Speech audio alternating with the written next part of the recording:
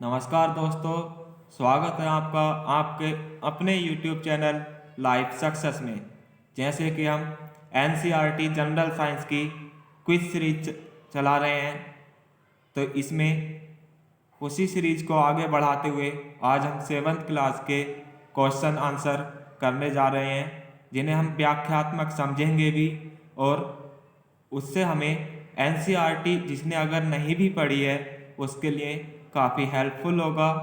तो जैसा कि अब NCERT से बहुत सारे क्वेश्चन हमें NTPC में देखने को मिल रहे हैं, इसलिए इसको पढ़ना अत्यंत महत्वपूर्ण है।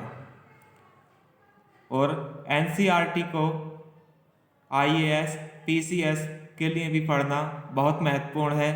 तो चलिए करते हैं आज के सेशन की शुरुआत। यहाँ पर हमारा पहला क्वेश्चन है, भौतिक और रासायनिक परिवर्तनों के संदर्भ में निम्नलिखित कथनों में से कौन सा सही है। ठीक, पहला कथन है, सभी भौतिक परिवर्तन अनुत्क्रमणीय जबकि रासायनिक परिवर्तन उत्क्रमणीय होते हैं। नेक्स्ट है, ध्वनि का उत्पन्न होना एवं किसी विकिरण का निर्मुक्त होना अथवा अवशोषित होना रासायनिक परिवर्तन का उदाहरण है। नीचे दिए गए कोड का प्रयोग करके सही उत्तर का चयन करें। ठीक, तो यहाँ पर पहले वाले की अगर बात की जाए कि सभी भौतिक परिवर्तन अनुत्क्रमणीय जबकि रासायनिक परिवर्तन उत्क्रमणीय, तो यहाँ पर जो है ये इन्होंने गलत दे दिया है, ये इन्होंने उल्टा दे दिया है। क्यों? क्योंकि भौतिक परिवर्तन जो होते हैं हमारे वो उत्क्रमणीय होते हैं और रासायनिक जो परिवर्तन होते हैं वो अनुत्क्रमणीय होते हैं। इसलिए पहला ऑप्शन यहाँ पर हमारा गलत होगा और दूसरा ऑप्शन हमारा सही दिया हुआ, इसलिए आंसर हो जाएगा हमारा बी। चलिए चलते हैं नेक्स्ट क्वेश्चन की तरफ। यहाँ से आप इसकी व्याख्या देख सकते हैं। दूसरा क्वेश्चन है, निम्नलिखित में से कौन सा या से भौतिक परिवर्तन का उदाहरण है। पहला है कागज को फाड़ना, दूसरा है रंग में परिवर्तन होना, तीसरा है हाइड्रोजन और ऑक्सीजन का मिलकर जल बनना, चौथा है कागज का जलना। तो यहाँ पर देखिए भौतिक परिवर्तन की बात की जा रही है और इसमें सही उत्तर का चयन करना है। तो केवल हम कागज का फाड़ना जो है यही एक भौतिक परिवर्तन होगा, अन्यथा रंग में अगर परिवर्तन करना है तब हमें रासायनिक पदार्थ की आवश्यकता होगी। हाइड्रोजन और ऑक्सीजन को मिलाकर जल बनाना है तब भी हमें रासायनिक परिवर्तन होगा उसमें, और कागज का जलना वहाँ पर भी हमें रसायन की आवश्यकता होती है। इसलिए यहाँ पर आंसर हो जाएगा हमारा केवल ए। ठीक, चलिए चलते हैं नेक्स्ट क्वेश्चन की तरफ। नेक्स्ट क्वेश्चन है हमारा, मौसम और जलवायु के संदर्भ में निम्नलिखित कथनों पर विचार कीजिए। पहला है, किसी स्थान पर तापमान, आर्द्रता, वर्षा, वायु वेग आदि के संदर्भ में वायुमंडल की प्रतिदिन की परिस्थिति उस स्थान का मौसम कहलाती है। तो ये बात सही कही गई है। मौसम के अंतर्गत हम क्या देखते हैं? तापमान देखते हैं, आर्द्रता देखते हैं, वर्षा देखते हैं या वायु का वेग देखते हैं। तो पहला ऑप्शन हमारा यहाँ पर सही है। दूसरा देखते हैं, किसी स्थान के मौसम की लंबी अवधि जैसे 25 वर्षों में एकत्रित आंकड़ों के आधार पर बना मौसम का पैटर्न उस स्थान की जलवायु कहलाता है। तो देखो किसी भी एक वर्ष अंतराल में जो भी चीज हुई होती है, ठीक, वो क्या कहलाता है? हमारा मौसम का पैटर्न कहलाता है, या जलवायु। जो भी मौसम का पैटर्न रहा होता है उसे हम जलवायु कहते हैं। तो यहाँ पर दूसरा ऑप्शन भी हमारा सही होगा, पहला भी सही हुआ, दूसरा भी, इसलिए आंसर हो जाएगा हमारा सी। चलिए चलते हैं नेक्स्ट क्वेश्चन की तरफ। नेक्स्ट क्वेश्चन है हमारा, ध्रुवीय क्षेत्रों के संदर्भ में निम्नलिखित कथनों पर विचार कीजिए। तो ध्रुवीय क्षेत्रों के संदर्भ में हमें विचार करना है। पहला देखना है हमें, यहाँ 6 महीने के दिन और 6 महीने की रात होती है। देखो ध्रुवीय जो क्षेत्र होते हैं वहाँ पर 6 महीने का दिन और 6 महीने की रात होती है। ये ऑप्शन हमारा बिल्कुल सही है, ये सही बात कही गई है। ठीक, दूसरा है ये क्षेत्र सदैव बर्फ से ढके रहते हैं तथा सर्दियों में तापमान -37 डिग्री सेल्सियस तक हो जाता है। बिल्कुल ये बात भी सही है हमेशा ये, क्योंकि वहां पर 6 महीने का दिन हो रहा है, 6 महीने की रात हो रही है, तो बर्फ कहाँ तक पिघलेगी। ठीक, इसलिए वहां पर ज़्यादातर बर्फ से ढके रहते हैं, इसलिए दूसरा ऑप्शन भी हमारा सही है। तीसरा, यहाँ ध्रुवीय भालू, पेंगुइन और रेनडियर पाए जाते हैं, तो ये बात बिल्कुल सही है। ध्रुवीय जो क्षेत्र होते हैं वहां पर ध्रुवीय भालू, पेंगुइन, रेनडियर और कस्तूरी मृग भी पाए जाते हैं, लोमड़ी भी पाई जाती है, सील भी पाए जाते हैं और व्हेल भी पाए जाते हैं। ऐसे ऐसे पक्षी यहाँ पर पाए जाते हैं, पक्षी और जंतु पाए जाते हैं, इसलिए तीसरा ऑप्शन भी हमारा सही है। चौथा, अनेक प्रकार के पक्षी सर्दियों में आते हैं, यहाँ से अपेक्षाकृत गर्म स्थानों पर प्रवास के लिए चले जाते हैं। तो देखो वहाँ पर बर्फ ज़्यादा होती है और जो बर्फ में अपने आप को संतुलित नहीं रख पाते वो वहाँ से चले जाते हैं, और जहाँ जो ठंड में रहने वाले पक्षी होते हैं वो गर्मी की दिशा से सर्दी की दिशा में इधर आ जाते हैं, इसलिए ये ऑप्शन भी हमारा सही होगा। तो यहाँ पर हो जाएगा आंसर हमारा डी। ठीक, नेक्स्ट, उष्णकटिबंधीय क्षेत्र के संदर्भ में निम्नलिखित में से कौन से कथन सत्य है। ठीक, पहला है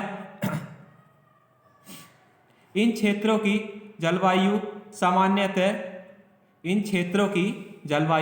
सामान्यतः गर्म होती है। तो उष्णकटिबंधीय जो क्षेत्र होते हैं वहां पर जलवायु हमारी कैसी होती है, गर्म होती है, ये बात बिल्कुल सही है। इस क्षेत्र में प्रचुर मात्रा में वर्षा होती है, ये बात भी सही है, उष्णकटिबंधीय क्षेत्र में प्रचुर मात्रा में वर्षा होती है। तीसरा है उष्णकटिबंधीय वर्षा वन भारत में पश्चिम घाट और असम में पाए जाते हैं, तो ये बात भी सही है। क्यों? क्योंकि हमारे पश्चिमी घाट पर और असम के क्षेत्र में ही उष्णकटिबंधीय क्षेत्र में है, अन्यथा नहीं है। नेक्स्ट, लॉयन टेल्ड अंगूर मतलब दाढ़ी वाला ऐप पश्चिमी घाट के वर्षा वनों में पाया जाता है, तो ये बात बिल्कुल सही है। ठीक, नेक्स्ट है अब इसमें पूछा है कौन सा कथन इसमें सही है, तो हमारे ये चारों सही हो गए, इसलिए आंसर हो जाएगा हमारा डी। ठीक, चलिए नेक्स्ट क्वेश्चन की ओर चलते हैं। नेक्स्ट क्वेश्चन है हमारा कथन के रूप में दिया हुआ है और इन कथन में आपका प्रयोग करके हमें आंसर देना है। ठीक, पहला है गतिशील वायु पवन कहलाती है। गतिशील वायु पवन कहलाती है, बात बिल्कुल सही है। अब कारण दे रखा है पवन सदैव अधिक वायु दाब वाले क्षेत्र में कम वायु दाब वाले क्षेत्र की ओर गति करती है, ये बात भी सही है, लेकिन ये आपस में एक दूसरे की व्याख्या नहीं करते। क्यों? क्योंकि वहां पर कह रहा है गतिशील वायु पवन कहलाती है और यहाँ पर कह रहा है कि अधिक वायु दाब से कम वायु दाब की ओर गति करती है। कथन दोनों अपने आप में सही, कथन और कारण दोनों सही हैं, लेकिन ये व्याख्या नहीं करते, इसलिए आंसर हो जाएगा हमारा बी। ठीक, चलिए नेक्स्ट क्वेश्चन की तरफ चलते हैं। निम्नलिखित कथनों पर विचार कीजिए। पहला है हमारा भूमध्य रेखा के आसपास के क्षेत्र को सूर्य की अधिकतम ऊष्मा मिलती है, तो ये बिल्कुल ऑप्शन हमारा सही है। दूसरा देखते हैं 0 डिग्री से 30 डिग्री अक्षांश की पट्टी के क्षेत्र में वायु भूमध्य रेखा की ओर से 30 डिग्री अक्षांश के क्षेत्रों के असमान रूप से दोबारा पढ़ लेते हैं इसे दूसरे को।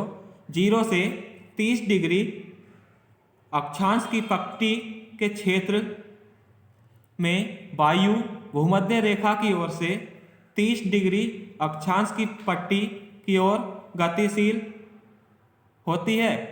तो देखो ये 30 डिग्री पे गतिशील नहीं होती, ये 60 डिग्री पे होती है, इसलिए ये दूसरा ऑप्शन हमारा गलत हो गया। तीसरा 30 डिग्री से 60 डिग्री अक्षांश के क्षेत्रों के असमान रूप से गर्म होने के कारण पवन का प्रवाह 60 डिग्री अक्षांश से 30 डिग्री अक्षांश की ओर होता है। तो देखो उल्टा नहीं होता, 30 डिग्री से 60 की ओर होता, ना कि 60 से 30 की ओर। इसलिए ये भी गलत है, दूसरा भी गलत है। आंसर हो गया यहाँ पर केवल ए, क्योंकि पहला ही हमारा सही है। दूसरा नेक्स्ट क्वेश्चन देखते हैं। पवन प्रवाह के संदर्भ में निम्नलिखित कथनों में से कौन सा सही है? पहला है शीतकाल में पवन के प्रवाह की दिशा स्थल से समुद्र की ओर होती है। देखिए अभी इसी बात को हम पढ़ते हुए आ रहे हैं। अभी 3 क्वेश्चनों में हमने सेम बात देखी है कि यहां पर बस काल दे दिया है। पवन के प्रवाह की दिशा स्थल से समुद्र की ओर होती है। देखिए जब शीतकाल आएगा तो जो हवाएं होंगी उनकी दिशा स्थल जो होगा समुद्र की ओर होगा, इसलिए पहला कथन हमारा सही है। दूसरा, ग्रीष्म काल में पवन समुद्र से स्थल की ओर बहती है। देखिए जैसे मौसम परिवर्तित होता है वैसे ही हमारी जलवायु परिवर्तन होने लग जाती है, इसलिए दूसरा ऑप्शन भी हमारा सही है। तीसरा, समुद्र से आने वाली पवन अपने साथ जलवाष्प लाती हैं जिससे वर्षा होती है। तो देखिए वर्षा कब होती है? जब समुद्र से जलवाष्प लेकर वायु आती है और वो ठंडी, जहां दो जलवायु आपस में टकराती हैं वहीं पर वर्षा होती है, इसलिए तीसरा ऑप्शन भी हमारा सही है। तो आंसर हो जाएगा यहाँ पर डी, 1 2 3। नेक्स्ट देखते हैं। नेक्स्ट हमारा तंडित, झंडावात और चक्रवात के संदर्भ में निम्नलिखित कथनों पर विचार कीजिए। पहला है हमारा वायुमंडल के ऊंचे स्तरों पर पानी की नीचे गिरती बूंदें और ऊपर उठती वायु परस्पर उच्च वेग से गति करते हैं जिससे तंडित झंझावट का निर्माण होता है। ये बात बिल्कुल सही कही गई है यहाँ पर, क्योंकि जब पानी की बूंदें ऊपर से नीचे गिरती हैं और नीचे से उच्च वेग के कारण वो कहाँ होती हैं? ऊपर उछलती हैं। देखिए कोई भी बूंद है, जब मान ली ये आकाश है, बादल है, यहाँ से कोई बूंद गिरी और ये पृथ्वी है, यहाँ पर जब वो बूंद गिरती है तो यहाँ से वो ऊपर उछलती है। ठीक, ये उच्च वेग के कारण उछलती है। ठीक, तो यही प्रक्रिया क्या कहलाती है? हमारी तंडित झंझावात कहलाती है। अब दूसरा देखते हैं। चक्रवात का केंद्र एक शांत क्षेत्र होता है। तो देखिए जहां पर भी चक्रवात होगा वहां पर वो उसका जो केंद्र बिंदु होगा वहां पर बिल्कुल शांत होगा और बाकी इधर उधर जो है उथल पुथल मची हुई होगी, इसलिए सी ऑप्शन सही हो जाएगा। नेक्स्ट देखते हैं। चक्रवात के संदर्भ में निम्नलिखित कथनों में से कौन सा या कौन से कथन सही है? ठीक, पहला देखते हैं। भारत का पश्चिमी तट चक्रवातों की प्रबलता और आवृत्ति दोनों ही संदर्भों में पूर्वी तट की अपेक्षा अधिक संवेदनशील है। देखिए अब ये कह रहा है कि भारत का पश्चिमी तट की बात कर रहा है। ठीक, तो पश्चिमी तट ही नहीं, दोनों तट हमारे जो हैं पूर्णतः अधिक संवेदनशील है। ठीक है, दोनों जो प्रबलता और आवृत्ति जो है काफी संवेदनशील है, केवल पश्चिमी तट ही नहीं है, इसलिए ये ऑप्शन हमारा गलत हो जाएगा। दूसरा देखते हैं।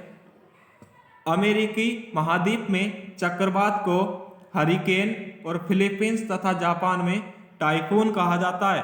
तो ये ऑप्शन हमारा बिल्कुल सही है। ये याद रखना, अमेरिका में हरिकेन, फिलीपींस और जापान में टाइफून कहा जाता है। आए दिन ये आते रहते हैं चक्रवात, और तभी जो है हमारे करंट के क्वेश्चन बनते रहते हैं। और जैसे ही चक्रवात आते हैं, हरिकेन या टाइफून आते हैं, तुरंत हमारा क्वेश्चन जो है एग्जाम में आ जाता है। हमें ये नहीं पता होता क्या हरिकेन है और क्या टाइफून है, हमें चक्रवात के बारे में तो थोड़ा बहुत पता होता है। तो इसलिए एनसीईआरटी का पढ़ना बहुत जरूरी है। यहाँ पर आंसर हो जाएगा हमारा बी। ठीक, चलिए चलते हैं नेक्स्ट क्वेश्चन की तरफ। नेक्स्ट क्वेश्चन है हमारा, निम्नलिखित कथनों पर विचार कीजिए। पहला हमारा, पादप के उगने के लिए सबसे अच्छी शीर्ष मृदा दोमट मृदा है। बिल्कुल सही है, क्योंकि कोई भी हम पादप उगाते हैं उसके लिए दोमट मृदा जो होती है वो सबसे अच्छी होती है। दूसरा, दोमट मृदा बालू, चिकनी मिट्टी और गाद का मिश्रण है। तो जो हमारी दोमट मृदा होती है वो चिकनी मिट्टी और गाद का मिश्रण ही होती है। क्यों? क्योंकि दोमट मृदा का जो निर्माण होता है वो नदी जो अपने साथ गाद बहा कर लाती हैं वो जगह जगह पर छोड़ जाती हैं, वही दोमट मृदा कहलाती है हमारी। तीसरा, गाद कणों का गाद कणों का अमाप या साइज बालू की और चिकनी मिट्टी के कणों के अमाप के बीच का होता है। तो बिल्कुल बात सही कही गई है ये, क्योंकि जो हमारी गाद होती है, गाद के कण होते हैं, उनका साइज जो है चिकनी मिट्टी के साइज का ही होता है। ठीक, नेक्स्ट क्या कह रहा है 4 नंबर में, बलुई मिट्टी गेहूं, चना और धान उगाने के लिए उपयुक्त है। तो देखिए यहाँ पर जो है ये चौथा ऑप्शन हमारा गलत हो जाएगा। क्यों? क्योंकि ये जो है चिकनी मिट्टी उगाती है ये सब चीजें, बलुई मिट्टी नहीं उगाती, इसलिए चौथा हमारा गलत हो जाएगा। अगर बलुई दोमट की बात करें, बलुई मिट्टी की बात करें, तो ये केवल कपास उगाने के काम आती है। ठीक, इसलिए आंसर हो जाएगा हमारा 1, 2 और 3 सही है, तो ये हमारा बी ऑप्शन। चलिए नेक्स्ट क्वेश्चन की तरफ चलते हैं। नेक्स्ट क्वेश्चन है हमारा, किसी गर्म दिन की दोपहर में किसी खेत अथवा खुले मैदान में जमीन के ऊपर की वायु कंपदीप्त मतलब सीमर होती दिखाई देती है।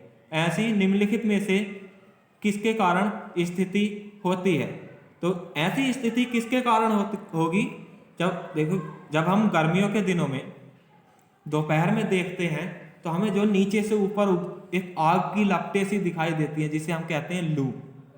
ठीक, तो वो किसके कारण होती है? जाहिर सी बात है, सूर्य के प्रकाश के परावर्तन के कारण होती है। तो आंसर हो जाएगा यहाँ पर हमारा ए। ठीक, चलिए चलते हैं नेक्स्ट क्वेश्चन की तरफ।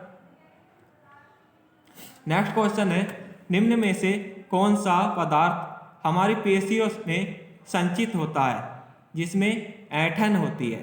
ठीक, तो यहाँ ऐंठन किस में होती है?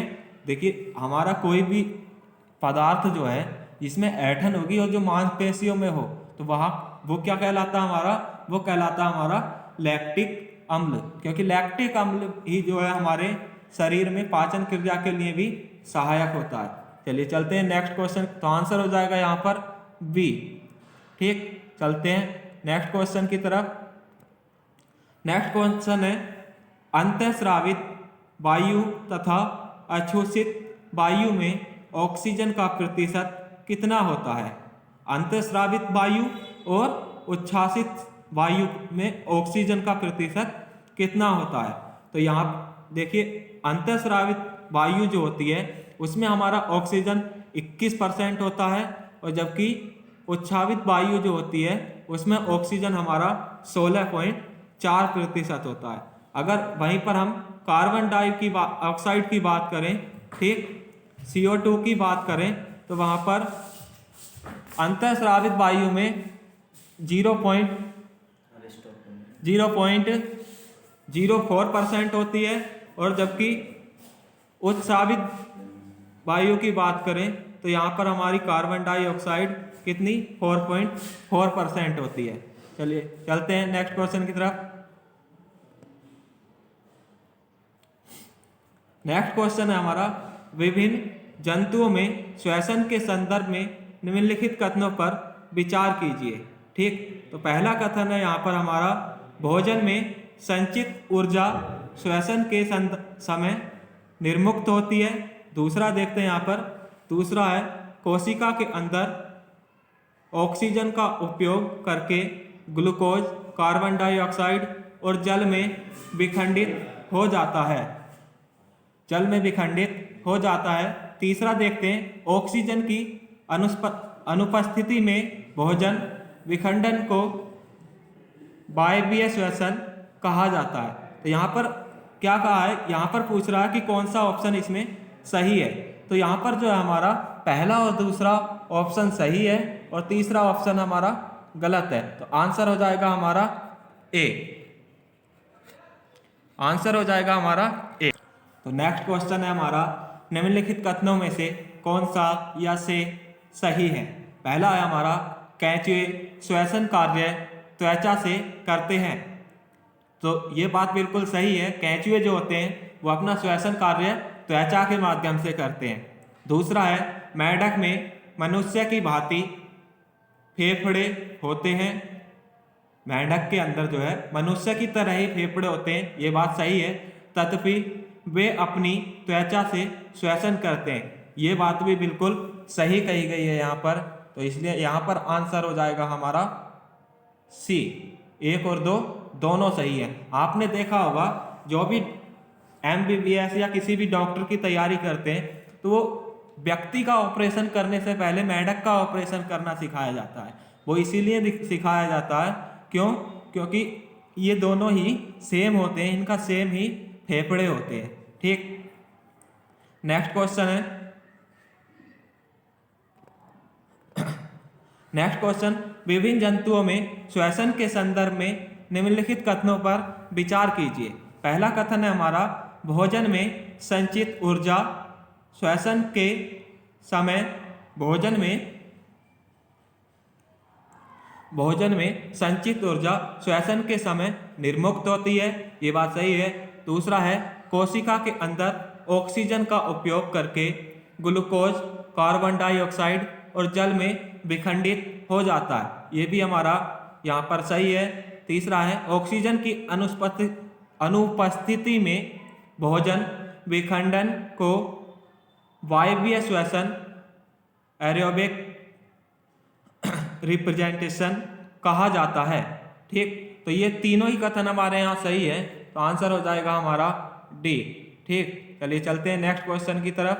नेक्स्ट क्वेश्चन है हमारा, निम्नलिखित पर विचार कीजिए। पहला है हमारा, पचा भोजन। दूसरा है हमारा, ऑक्सीजन। तीसरा है हमारा, अपशिष्ट पदार्थ। तो यहाँ पर पूछ रहा है यह कौन कौन सा इसमें परिसंचरण करता है, रक्त का परिसंचरण करता है। तो रक्त परिसंचरण के लिए ये तीनों ही आवश्यक होते हैं, पचा हुआ भोजन भी, ऑक्सीजन भी और जो अपशिष्ट पदार्थ होते हैं वह भी। चलिए नेक्स्ट क्वेश्चन की ओर चलते हैं। नेक्स्ट क्वेश्चन है हमारा, मानव रक्त में उपस्थित हीमोग्लोबिन के संदर्भ में निम्नलिखित कथनों पर विचार कीजिए। तो पहला कथन है, हीमोग्लोबिन ऑक्सीजन को अपने साथ संयुक्त करके शरीर के सभी अंगों और कोशिकाओं तथा इनका परिवहन करता है।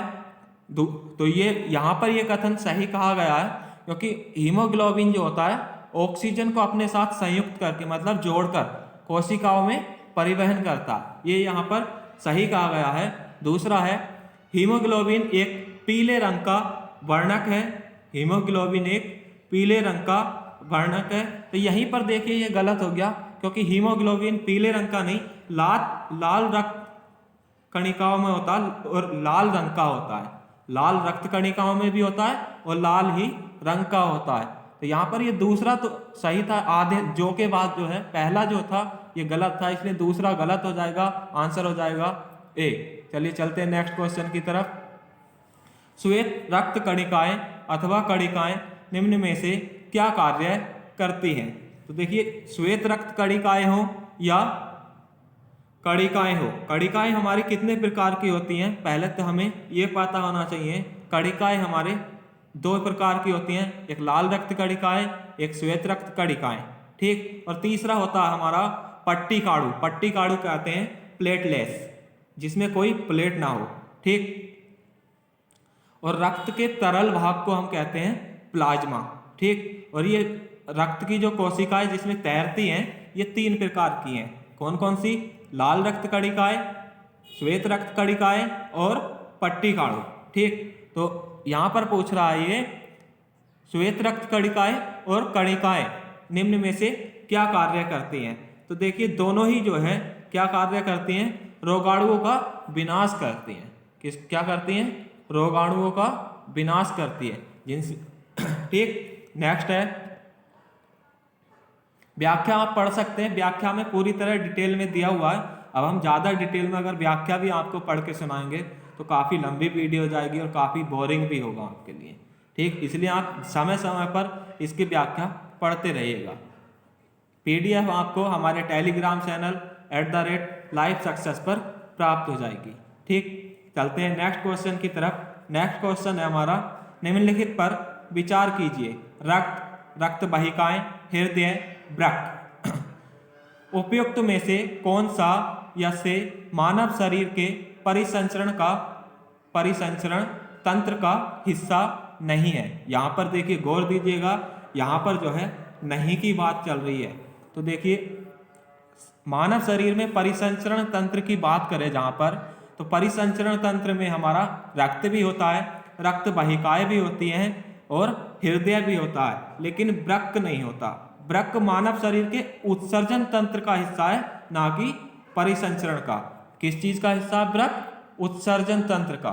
ठीक, तो यहाँ पर चौथा नहीं होगा, अन्य सभी सही है। यहाँ पर गलत पूछा है तो गलत आंसर हो जाएगा हमारा डी। चलते हैं नेक्स्ट क्वेश्चन की तरफ।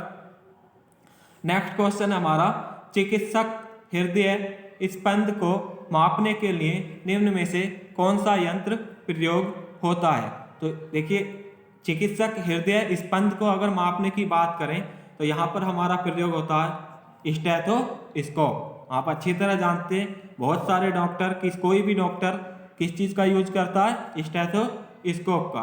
ठीक, नेक्स्ट क्वेश्चन देखते हैं।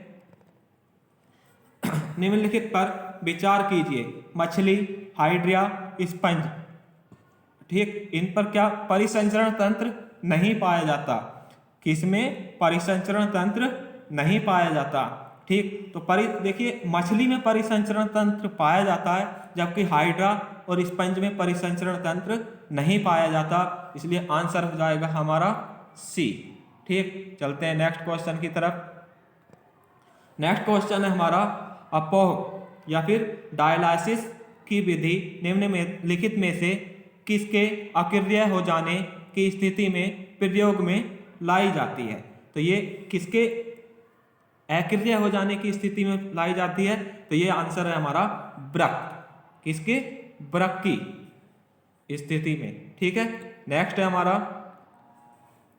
कथन ए। कथन के रूप में क्वेश्चन दिया हुआ है। कथन ए है हमारा, मूलों द्वारा मृदा से अवशोषित जल अभिकर्षित या खींचकर होकर तने और पत्तियों तक पहुंचता है। बात बिल्कुल सही है। दूसरा, पत्तियों से जल के बाष्पोत्सर्जन के कारण एक चुंबड़ बल निर्मित होता है। तो देखिए, पत्तियों का जो बाष्पोत्सर्जन होता है, उससे कौन सा, जब उसमें खिंचाव उत्पन्न होता है, अभिकर्षित होता है, तो यहाँ पर चूषण बल उत्पन्न होता है। तो ये पहला भी सही है, दूसरा भी सही है, और कथन का जो है कारण स्पष्टीकरण भी करता है, इसलिए यहाँ आंसर हो जाएगा हमारा ए। चलते हैं नेक्स्ट क्वेश्चन की तरफ। नेक्स्ट क्वेश्चन है हमारा, कायिक प्रवर्धन। कायिक प्रवर्धन के संदर्भ में निम्नलिखित कथनों पर विचार कीजिए। पहला है हमारा, कायिक प्रवर्धन द्वारा पादप कम अवधि में उगाए जा सकते हैं। तो कायिक प्रवृत्ति जो होती है, इसके द्वारा कम समय में उगाए जा सकते हैं पादप, ये बिल्कुल सही है। दूसरा, बीजों द्वारा उगाए जाने वाले पादपों की अपेक्षा कायिक प्रवर्धन द्वारा उत्पन्न पादपों में पुष्प और फल आने में अधिक समय लगता है। तो कायिक प्रवृत्ति द्वारा जब हम किसी भी चीज को उगाएंगे तो उसमें पुष्प और फल आने में समय क्यों लगेगा? जब जल्दी से हम उगा सकते हैं तो जल्दी ही उस पर पुष्प और फल आएंगे समय के अकॉर्डिंग। ठीक, तो इसलिए दूसरा ऑप्शन यहाँ पर हमारा गलत हो जाएगा, पहला सही है। इसमें सही ही पूछा है तो आंसर हो जाएगा हमारा ए। चलते हैं नेक्स्ट क्वेश्चन की तरफ। नेक्स्ट क्वेश्चन है हमारा, ये भी कथन और कारक में दिया हुआ है। कायिक प्रवर्धन में नए पादप जनक पादप की प्रतिलिपि होते हैं। तो ये यहाँ पर बिल्कुल सही कहा गया है कि जो है कायिक प्रवर्धन में नए पादप जो होते हैं वो जनक पादप की प्रतिलिपि होते हैं। ठीक, कायिक प्रवर्धन में कारण देख लेते हैं। कायिक प्रवर्धन में नए पादप एक ही जनन द्वारा उत्पन्न होते हैं। देखिए, वो सेम जनक कैसे होंगे? क्योंकि वो एक ही पादप द्वारा उत्पन्न होंगे। ठीक, इसीलिए वो जनक पादप कहलाते हैं। जनक पादप से उत्पन्न होते हैं तभी जनक पादप कहलाते हैं। इसलिए यहाँ पर पहला और दूसरा दोनों सही हैं, कथन और कारण सही हैं और एक दूसरे की स्पष्टीकरण भी करते हैं, इसलिए यहाँ पर भी आंसर हो जाएगा ए। चलते हैं नेक्स्ट क्वेश्चन की तरफ। नेक्स्ट क्वेश्चन है हमारा, विविध संजीवों में जन्म के संदर्भ में निम्नलिखित कथनों पर विचार कीजिए। पहला है हमारा, यीस्ट में जन्म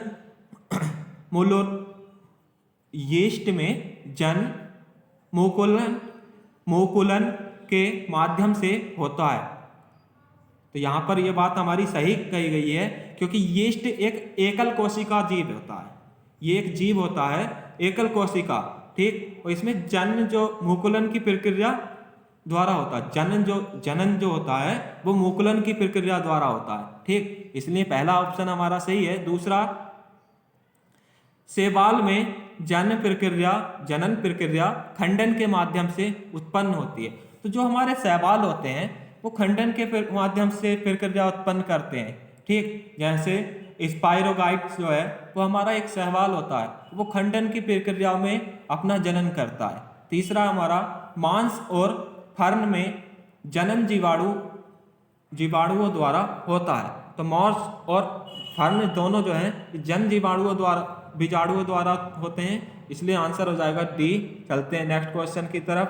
नेक्स्ट क्वेश्चन है हमारा, एक लिंगी पुष्प के संदर्भ में निम्नलिखित कथनों पर विचार कीजिए। एक लिंगी पुष्पों में या तो केवल पुंकेसर अथवा केवल स्त्री केसर उपस्थित होते हैं। तो यहाँ पर क्या बताना है, हमें सही बताना है कथनों पर विचार करके। तो एक लिंगी जो पुष्प होते हैं वो पुंकेसर अथवा स्त्री केसर उपस्थित होते हैं, बात सही है। एक लिंगी होंगे तब भी और बहुलिंगी होंगे शायद तब भी पुष्प जो है पुंकेसर और स्त्री केसर दोनों उपस्थित होंगे। दूसरा, सरसों, गुलाब और पिटूनिया के पौधों में उगने वाले पुष्प एक लिंगी पुष्प का उदाहरण है। तो देखिए, जो सरसों, गुलाब और पिटूनिया के पौधों में जो पुष्प उगते हैं ये द्विलिंगी पुष्प होते हैं, ना कि एक लिंगी। अगर एक लिंगी पुष्प की बात करें तो मक्का, पपीता, ककड़ी, खीरे के पौधे जो होते हैं ये एक लिंगी पुष्प होते हैं, ठीक। और सरसों, गुलाब और पिटूनिया जो है ये द्विलिंगी होते हैं, इसलिए दूसरा कथन हमारा गलत है, पहला सही है, इसलिए आंसर हो जाएगा हमारा ए। चलते हैं नेक्स्ट क्वेश्चन की तरफ। नेक्स्ट क्वेश्चन है हमारा, पादपों में परागण के संदर्भ में निम्नलिखित कथनों पर विचार कीजिए। पहला है हमारा, परागण के अंतर्गत परागकणों का स्थानांतरण परागकोश से पुष्प के वर्तिकाग्र पर होता है। तो वर्तिकाग्र पर ही होता है, पहला यहाँ पर हमारा सही है। क्यों? क्योंकि इनका जो परागकणों का परागकोश से पुष्प दूसरे पुष्प पर ले जाए जाते हैं, ठीक। इसे क्या कहते हैं? वर्तिकाग्र स्थानांतरण कहते हैं, ठीक। वर्तिकाग्र स्थानांतरण कहते हैं, इसलिए पहला यहाँ पर हमारा सही हो जाएगा।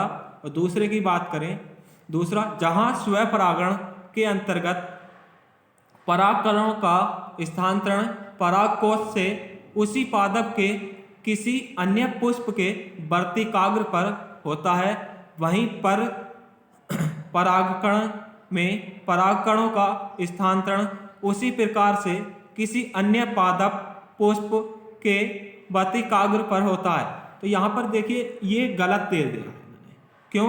क्योंकि वर्तिकाग्र पर नहीं होता, ठीक, वो सेम पर होता है, इसलिए दूसरा जो है हमारा गलत हो गया, पहला हमारा सही है, इसलिए आंसर हो जाएगा ए। चलते हैं नेक्स्ट क्वेश्चन की तरफ। बाकी आप व्याख्या में डिटेल से पढ़ सकते हैं।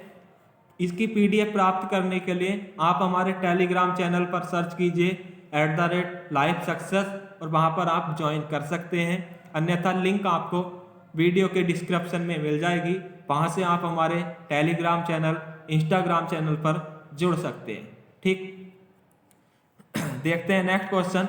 निम्नलिखित में से कौन सा एक उपकरण वाहन द्वारा तय की गई दूरी को मापता है? अब देखिए बिल्कुल सिंपल सा क्वेश्चन है, ये तो आप सभी को पता होगा, ठीक। कौन सा उपकरण वाहन द्वारा तय की गई दूरी को मापता है तो वो होता है हमारा ओडोमीटर। कौन सा होता है?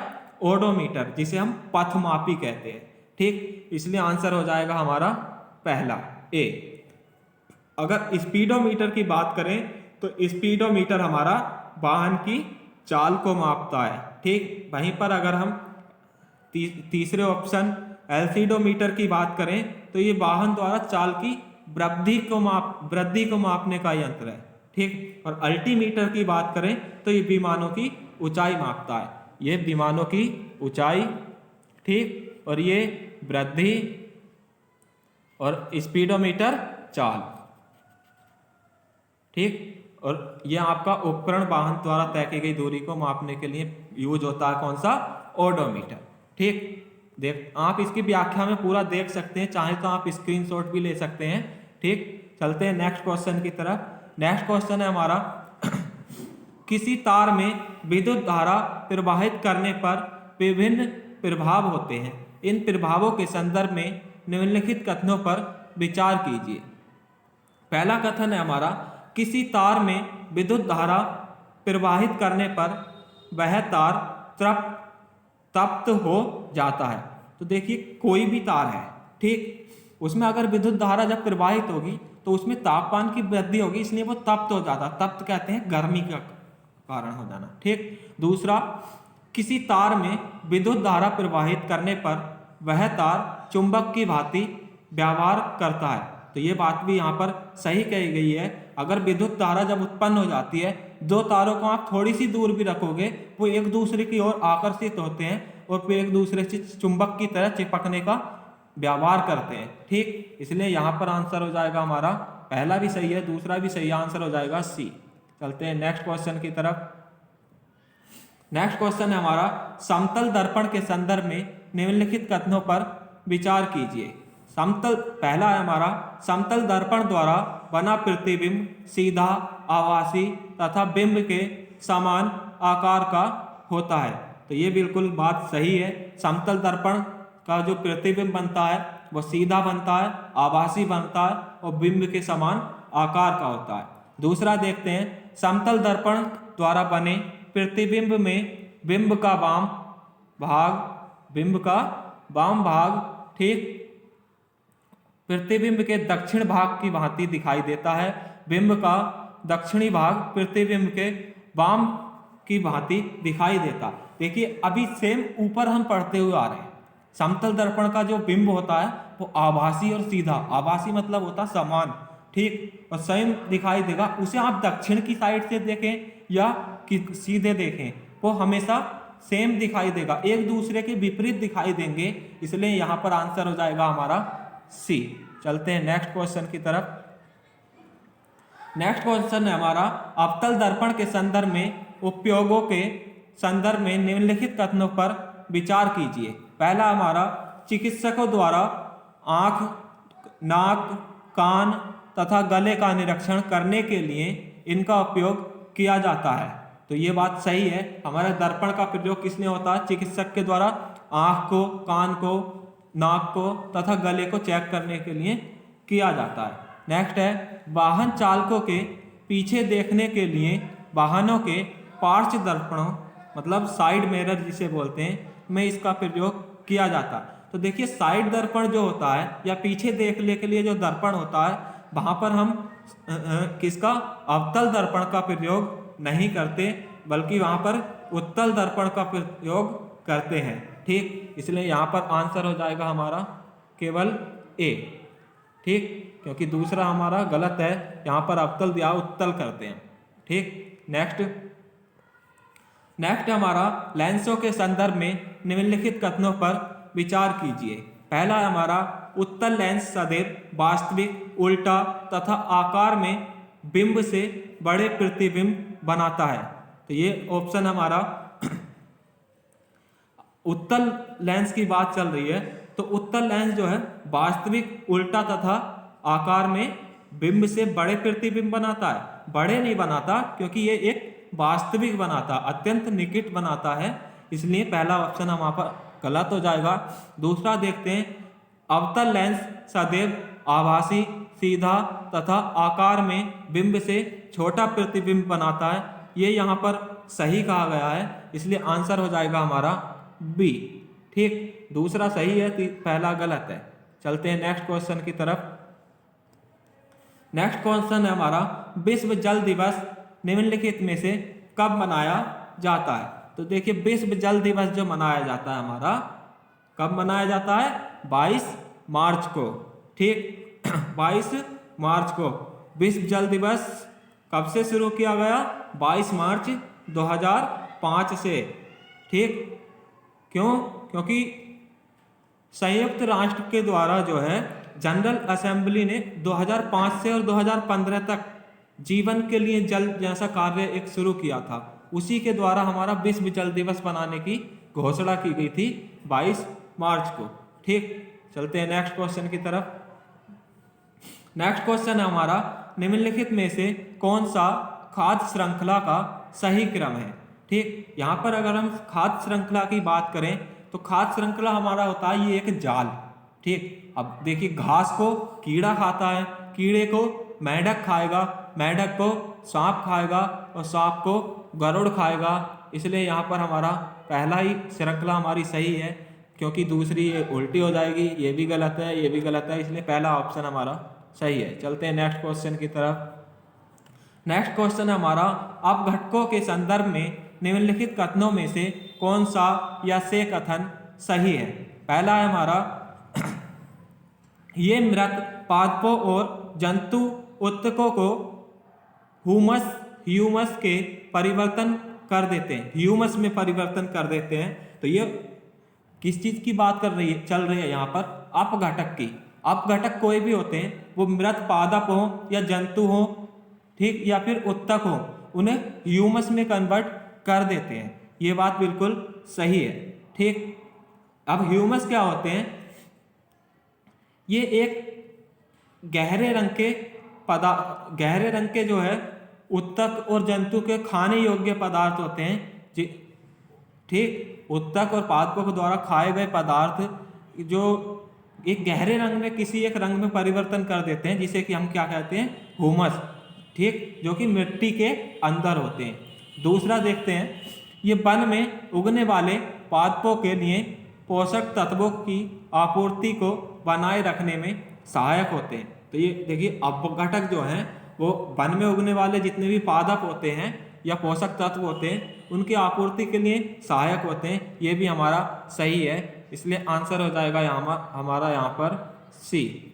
चलते हैं नेक्स्ट क्वेश्चन की तरफ। नेक्स्ट क्वेश्चन है हमारा, आपंक मतलब सैल्यूट और बायोगैस अपशिष्ट जल उपचार के सह उत्पादों के उपयोग के संदर्भ में निम्नलिखित कथनों पर विचार कीजिए। अब पहला कथन है यहाँ पर, अपशिष्ट जल उपचार के प्रक्रम में उत्पन्न आपंक का उपयोग खाद के रूप में किया जाता है। तो देखिए, यहाँ पर खाद के रूप में किया जाता है, ये बात हमारी बिल्कुल सही है। ठीक, दूसरा है, अपशिष्ट जल उपचार के प्रक्रम में उत्पन्न होने वाली बायोगैस को ही हम जैव गैस कहते हैं, ठीक, का ईंधन के रूप में अथवा विद्युत उत्पादन के लिए प्रयोग किया जाता है। तो देखिए, अपशिष्ट जल से जो हमारा ईंधन तैयार होता है, जिसे हम बायोगैस या जैव गैस के नाम से जानते हैं, वो विद्युत में भी यूज होता है, ईंधन के रूप में भी यूज होता है, इसलिए दूसरा भी हमारा सही है। तो आंसर हो जाएगा हमारा सी। चलते हैं नेक्स्ट क्वेश्चन की तरफ। ठीक, नेक्स्ट क्वेश्चन है हमारा, कृमि प्रसंस्करण शौचालय के संदर्भ में निम्नलिखित कथनों पर विचार कीजिए। तो पहला है हमारा, इनमें मानव मल को कैंचुओं द्वारा उपचारित किया जाता है। तो देखिए, जो शौचालयों में जो भी मानव मल होता है वो कैंचुओं के द्वारा ही उपचारित या प्रयोग में लाया जाता है, इसलिए पहला कथन तो यहाँ पर सही है। दूसरे की ओर देखते हैं, इसके उपयोग में जल की बहुत अधिक मात्रा की आवश्यकता होती है। तो देखिए, ये यहाँ पर जो है गलत हो गया। क्यों? क्योंकि कृमि प्रसंस्करण जो होगा उसमें पहले से ही जल की मात्रा इतनी अधिक होती है कि जो जल की बहुत कम मात्रा की उसे आवश्यकता होती है चेंज करने के लिए, ठीक। इसलिए दूसरा यहाँ पर क्या हो जाएगा, गलत हो जाएगा, क्योंकि अधिक जल की मात्रा की नहीं, बहुत कम जल की मात्रा की आवश्यकता होती है। तीसरा देखते हैं, मानव मल पूर्णतः कृमि, कैको या कैक्स के परिवर्तन हो जाता है, जो मृदा के लिए अति समृद्ध पोषण है। तो मानव मल जो है, जो कृमि कैको में परिवर्तन हो जाता है, वो हमारे मानव समृद्ध पोषण के लिए अत्यंत महत्वपूर्ण है। तो यहाँ पर तीसरा कथन हमारा कैसा हो जाएगा, सही हो जाएगा। पहला और तीसरा सही है, तो आंसर हो जाएगा हमारा बी। चलते हैं नेक्स्ट क्वेश्चन की तरफ। चलिए, यहीं तक थे हमारे आज के question. Thanks for watching video. अगर आपको ये क्वेश्चन पसंद आ रहे हैं तो हमारे चैनल को सब्सक्राइब करें। चैनल का नाम है लाइफ सक्सेस, ठीक। और हमारे चैनल को सब्सक्राइब करने के बाद बेल आइकन दबाना ना भूलें, जिससे कि आपको अगली नोटिफिकेशन आ जाए। और वीडियो को लाइक करें, शेयर करें, ठीक। और आपको जैसी भी ये वीडियो लगी, अच्छी लगी या हमें कुछ और चेंजिंग करनी चाहिए, आप अपने सुझाव हमें कमेंट बॉक्स में देते रहिए। आपके कमेंट को देखकर हमारे अंदर एक नई ऊर्जा उत्पन्न होती है, जिसके कारण हम आपको और अधिक ऊर्जा के साथ क्वेश्चन और नई नई वीडियो प्रोवाइड कराते हैं। धन्यवाद। मिलते हैं नेक्स्ट वीडियो में। हंसते रहिए, मुस्कुराते रहिए और देखते रहिए लाइफ सक्सेस।